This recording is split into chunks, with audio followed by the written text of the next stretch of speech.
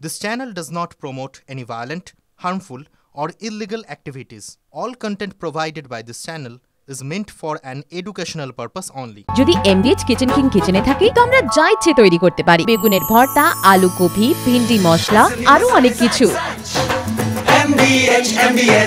এই মুহূর্তে সবথেকে বড় খবরে আমরা চোখ রাখবো। এই মুহূর্তের কি খবর রয়েছে আমি জানাবো আপনাদের। দিল্লির দ্বারকায় একটি আবাসনে আগুন লেগে গিয়েছে এবং এই আগুনকে বিধ্বংসী বলা যেতে পারে। আগুনের লেলিহান শিখা থেকে বাঁচতে ফ্ল্যাট থেকে ঝাঁপ দেন বাবা এবং তার দুই ছেলে। আশঙ্কাজনক অবস্থায় হাসপাতালে নিয়ে গেলে তিনজনকেই মৃত বলে ঘোষণা করেন চিকিৎসকরা। এই মুহূর্তে আপনাদের যে ছবি আমরা দেখাচ্ছি, দিল্লির দ্বারকায় এই আবাসনের টপ ফ্লোরে দাউ দাউ করে আগুন জ্বলছে। আমার সহকর্মী জ্যোতির্ময়ের কাছে আমি যাবো। এই মুহূর্তে আমার সঙ্গে টেলিফোন লাইনে রয়েছেন জ্যোতির্ময়। এই মুহূর্তে পরিস্থিতি কি, আগুন কি নিয়ন্ত্রণে এসেছে? দেখো, দ্বারকার সেক্টর 13-এ এমআরভি স্কুলের ঠিক সামনে একটি রেসিডেন্সিয়াল কমপ্লেক্স রয়েছে। সেই রেসিডেন্সিয়াল কমপ্লেক্সের 6th ফ্লোরে আগুন লাগে বলে সকাল 10টা 1 নাগাদ দমকলের কাছে খবর যায় এবং তারপরেই ঘটনাস্থলে পৌঁছয় দমকলের 8টি ইঞ্জিন এবং তারা আগুন নিয়ন্ত্রণে আনার চেষ্টা করে এবং তারা যে চেষ্টা করে যে এই আগুন যাতে অন্য ফ্লোরগুলোতে ছড়িয়ে না পড়ে। কিন্তু যে খবর আমাদের কাছে আসছে, এই সাবাদ অ্যাপার্টমেন্ট যে সেক্টর 13-এ, সেখানে 3জন ব্যক্তি, তুমি ঠিক যেমনটা জানালে, বাবা এবং দুই ছেলে, তারা আগুনের কারণে ভয় পেয়ে ওপর থেকে নিচে তারা ঝাঁপ দেয় এবং তাদের অত্যন্ত আশঙ্কাজনক অবস্থায় তাদেরকে হাসপাতালে নিয়ে যাওয়া হয় এবং পরবর্তীকালে তাদেরকে মৃত বলে ঘোষণা করেছে চিকিৎসকরা। পাশাপাশি এই জায়গাতে কয়েকজন রেসিডেন্ট তারা সম্পূর্ণভাবে আটকে পড়েছিলেন এবং সাময়িকভাবে একটা আশঙ্কার জায়গা তৈরি হয়েছিল যে হতাহতের সংখ্যা বাড়তে পারে, কিন্তু পরবর্তী ক্ষেত্রে আগুন নিয়ন্ত্রণে আনা হয় এবং যারা আটকে পড়েছিলেন তাদেরকেও ল্যাডার ইউজ করে তাদেরকে ফ্লোর থেকে নিচে নামিয়ে আনা হয় এবং বাকি যারা বিল্ডিং এর অন্য ফ্লোরে, ওপরের ফ্লোরে যারা ছিলেন তাদেরকেও নামিয়ে নিয়ে আসা হয় তাদের যাতে আগুন। ধন্যবাদ জ্যোতির্ময়।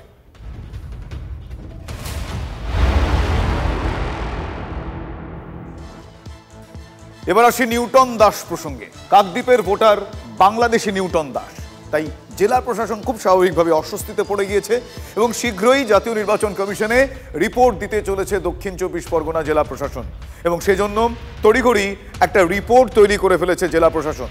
কাকদ্বীপে অস্বাভাবিকভাবে 6000-এরও বেশি ভোটার বেড়ে যাওয়ায় জেলা প্রশাসনের কাছে অভিযোগ জানিয়েছিলেন তৃণমূল বিধায়ক মন্টুরাম পাখিরা।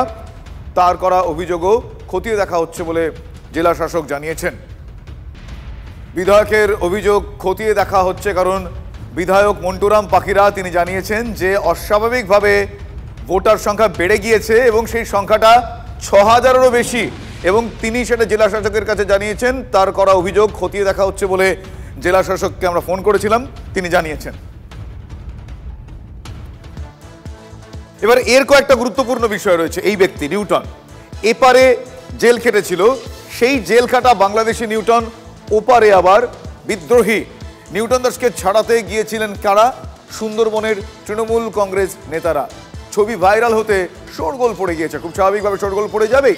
নিউটনের সঙ্গে তৃণমূল কংগ্রেসের যোগ এবং এই যোগ সাজস, সেই অভিযোগে দলে একটা বিভাজন হয়ে গিয়েছে, মানে এক দল আরেক দলের মধ্যে বিভাজন, মানে তারা বলছে যে নিউটন দাসের সঙ্গে দলের যোগাযোগ রয়েছে। তৃণমূল ছাত্র পরিষদের সুন্দরবন সাংগঠনিক জেলা সভাপতি, যার নাম দেবাশিস দাস, এবং তার স্ত্রী পঞ্চায়েত প্রধান দীপ্তি দাসের বিরুদ্ধে কাকদ্বীপের তৃণমূল পঞ্চায়েত সদস্য আবার বোমা ফাটিয়েছেন সৌজন্যে এই নিউটন দাস।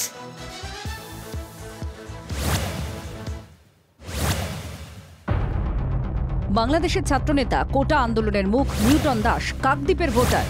টাকার বিনিময়ে ভোটার তালিকায় নাম তোলা, তৃণমূল ঘনিষ্ঠতার অভিযোগে আগেই সরব হয়েছে বিজেপি। এবার নিউটন প্রসঙ্গে দলেরই এক নেতার বিরুদ্ধে বিস্ফোরক আরেক তৃণমূলের নেতা। কাকদ্বীপের প্রতাপাদিত্য নগর পঞ্চায়েতের তৃণমূল পঞ্চায়েত সদস্য বিপ্লব দাসের অভিযোগ, বাংলাদেশি নাগরিক নিউটন দাস তৃণমূল ছাত্র পরিষদের সুন্দরবন সাংগঠনিক জেলা সভাপতি দেবাশিস দাসের ছায়া সঙ্গী। অভিযোগ, একসময় দেবাশিস দাস নিউটনকে জামিন করানোর জন্য বনগাঁয় গিয়েছিলেন। 2021 সালের অক্টোবরে বনগাঁ সীমান্ত দিয়ে বাংলাদেশে যাওয়ার পথে গ্রেফতার হয়েছিলেন নিউটন। বাংলাদেশি নাগরিকের কাছে ভারতীয় Aadhaar card, PAN card, voter card পেতেই পুলিশ নিউটনকে গ্রেফতার করে। প্রায় 3 মাস জেল খাটার পর ছাড়া পান নিউটন। পরবর্তীকালে জামিন পেয়ে নিউটন ফের কাকদ্বীপে চলে আসেন। অভিযোগ, দেবাশিস দাস নিউটন ও এক পার্টনার নিয়ে শুরু করেন রেস্তোরাঁর ব্যবসা। দেবাশিস দাসের সঙ্গে তার সুসম্পর্ক ছিল, সেইভাবে সে তখন সুন্দরবন সাংগঠনিক জেলা ছাত্র যুবর নেতা ছিল, সেইভাবে সে তাকে ডেকে নিয়ে আসতো, তার সঙ্গে মিটিং মিছিলে অ্যাটেন্ড করা। জেল থেকে ছাড়া পাওয়ার পর উনি কাকদ্বীপে আসে। রেস্টুরেন্ট খুলেছিল, পুজোর সময় ওপেনিং হয়েছিল, গত বছরের আগের বছর ওপেন হয়েছিল, তারপরে 6-7 মাস ছিল কি একটু বেশি ছিল হয়তো, তারপরে তো উঠে চলে গেছে। এ বিষয়ে জানতে TV9 বাংলার প্রতিনিধি যোগাযোগ করেন টিএমসিপি নেতা দেবাশিস দাসের সঙ্গে। তার দাবি, যদি কোনো কিছু প্রমাণ থাকে ছাড়িয়ে এনে থাকি তাও ওকে আমার নামে থানায় কেস করতে বলুন। এগুলো নিয়ে অনেক কিছু বলবো, ওগুলো আমি গায়ে মাখি না। বিপ্লব দাসের আরও অভিযোগ, দেবাশিসের বাবা মা, তার স্ত্রী, রামকৃষ্ণ পঞ্চায়েতের প্রধান দীপ্তি দাসও নাকি বাংলাদেশি। আজকে যে দেবাশিস দাস বলছে ছাত্র যুবর যে নেতা, তার বাবা মা কিন্তু প্রপার বাংলাদেশি, তার স্ত্রীও কিন্তু বাংলাদেশি, সেও কিন্তু একজন পদাধিকার, একটা অঞ্চলের প্রধান। সব অভিযোগ অস্বীকার টিএমসিপি নেতা দেবাশিস দাসের। আমি যদি বাংলাদেশি হয়ে থাকি তাহলে আমার তো দেখাবে কোথাও আমার বাংলাদেশের যোগসাযোগ আছে। আমার জন্ম এখানে, আমার বাবার জন্ম এখানে, আমার মায়ের জন্ম এখানে, আমার স্ত্রীর জন্ম এখানে, আমার স্ত্রীর মায়ের জন্ম মেদিনীপুরে, তার গ্রামের বাড়ি আছে, তার বাবার জন্ম এখানে। কোথা থেকে কে বাংলাদেশি খুঁজে বের করছে? ওরা চিহ্নিতকরণ করছে বাংলাদেশি কে। আমাদের বিধায়ক সাহেব তো কেস করেছেন, সেরকমভাবে আমার নামে একটা কেস করতে বলুন কাউকে। যাকে ঘিরে এত শোরগোল সেই নিউটন দাস সব অভিযোগে অস্বীকার করেছেন। তিনি এখন বাংলাদেশে আছেন।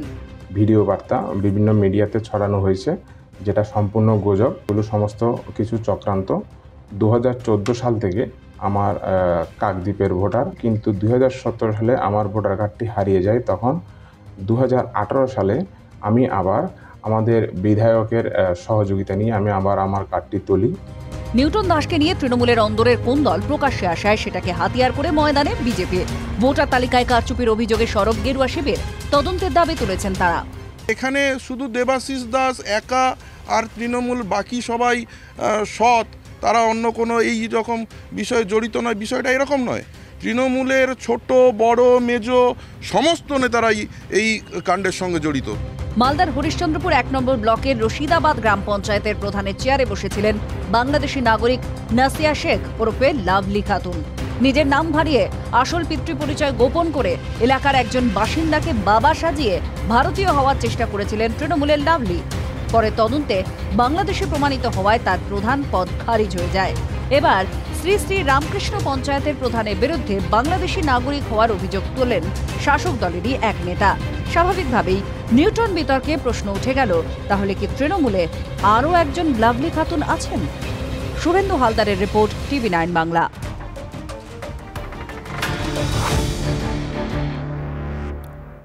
আর এক্ষেত্রে আরও একটা বিষয় করছে, কিরকম টাকা দিলে যেরকম ভোটার কার্ড পাওয়া যায়, অভিযোগ এমনটা। এর মধ্যে আবার পাল্টা অভিযোগ কি আছে, টাকা দিয়ে ভোটার কার্ড পাওয়া যায়নি কাকদ্বীপে। এক্ষেত্রেও তৃণমূলের নাম জড়িয়ে গিয়েছে। 35 বছর আগে বাংলাদেশ থেকে এসেও ভোটার কার্ড মেলেনি। 12 বছর আগে স্ত্রীর গয়না বিক্রি করে স্থানীয় তৃণমূল নেতা, যার নাম কাশীনাথ বিশ্বাস, তাকে ভোটার কার্ড তৈরি করিয়ে দেওয়ার জন্য টাকা দিয়েছিলেন, এমনটাই অভিযোগ করছেন রামকৃষ্ণ গ্রাম পঞ্চায়েতের বাসিন্দা অর্জুন দাস। ভোটার কার্ড না থাকলেও রেশন কার্ড, আধার কার্ড, প্যান কার্ড আছে, এমনটা ষাটোর্ধ্ব অর্জুন দাবি করছেন। যদিও টাকা নেওয়ার কথা তৃণমূল নেতা, মানে যার দিকে অভিযোগ আঙুল, কাশীনাথ, সে অস্বীকার করেছে। টাকার বিনিময়ে ভোটার তালিকায় বাংলাদেশিদের নাম তোলার নেপথ্যে তৃণমূলের কোনো বড় মাথা রয়েছে বলে আবার বিজেপির অভিযোগ। কাকদ্বীপে ভোটার তালিকায় কারচুপি কাণ্ডে একের পর উঠে আসছে চাঞ্চল্যকর তথ্য। আমি এই মুহূর্তে রয়েছি কাকদ্বীপের গঙ্গাধরপুর গ্রামে। ঠিক আমার এই পাশেই এই বাড়িতে থাকেন 62 বছরের অর্জুন দাস এবং তার স্ত্রী মালতী সামন্ত দাস। বছর 20 আগে বিয়ে করেছেন নামখানার বাসিন্দা মালতী সামন্ত দাসকে। তারা দীর্ঘদিন ধরেই কিন্তু এখানে বসবাস করছেন। অর্জুনবাবু গত 30 বছর আগে বাংলাদেশ থেকে এখানে এসেছিলেন, কিন্তু বছর 12 আগে তিনি ভোটার কার্ড করার জন্য, ভোটার তালিকায় নাম তোলার জন্য তিনি কিন্তু স্থানীয় এক তৃণমূল নেতা কাশীনাথ বিশ্বাসের কাছে 10,000 টাকা দিয়েছেন। গয়না বন্ধক দিয়ে সেই টাকা তারা দিয়েছেন তৃণমূল নেতাকে, কিন্তু ভোটার তালিকায় নাম ওঠা তো দূরের কথা, এখনও পর্যন্ত সেই টাকা ফেরত দেয়নি।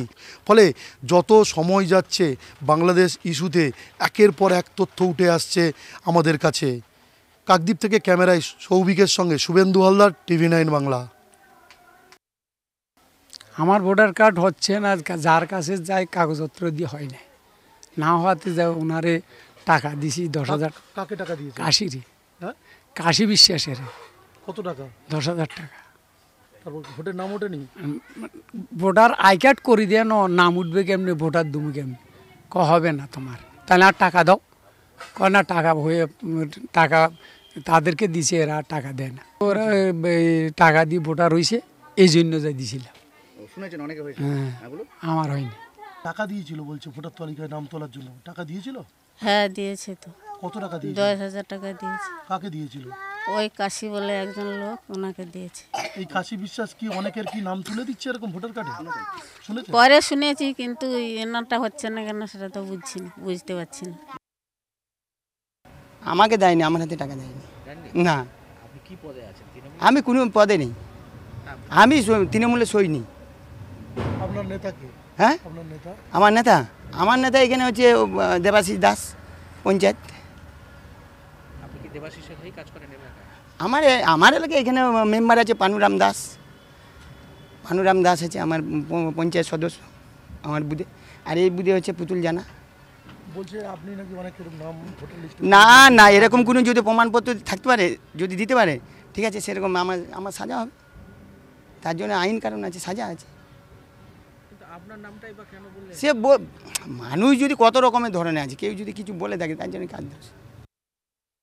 এদের তো খাওয়াই তো 75%, 25% ভাগাভাগি হয়ে গেছে, তো কি করে টাকার ফেরত যাবে? এখন কার কাছে 75 চাইবেন, কার কাছে 25 চাইবেন? তো মূল মাথাকে ধরলে যদি পুরো ওই টাকাটা 10,000 টাকা যে দিয়েছে সেই টাকাটা যদি ফেরত পাওয়া যায়। তৃণমূল করলে আবার এপার বাংলার ভাত খেয়ে ওপারে গিয়ে আন্দোলনও করা যায়, ওপার বাংলার ভাত খেয়ে আবার এপার বাংলায় ভোটও দেওয়া যায়। দিদি সব বন্দোবস্ত করে দিয়েছে। জাল পাসপোর্ট, জাল নাগরিক, জাল সার্টিফিকেট তৈরি করার জন্য ইন্ডাস্ট্রি আছে, শিল্প আছে, যদিও সেই শিল্পে ধুমো বার হয় না, ধুমোবিহীন সেই চোরাই শিল্প বাংলায় আজকে দিদির নেতৃত্বে সারা বাংলা জুড়ে অ্যাভেলেবেল। দিদি কিছু দেখ আর না দেখ, বাংলার মানুষকে অন্তত চোরাই পথে তোমার যা প্রয়োজন তা অর্জন করবার, ঘুষ দিয়ে তোমার অধিকার অর্জন করবার সমস্ত ব্যবস্থা পাকা করে দিয়েছে। আরে কম দে কিন্তু খাঁটি দে, MDH কাশ্মীরি লাল লঙ্কার গুঁড়ো। MDH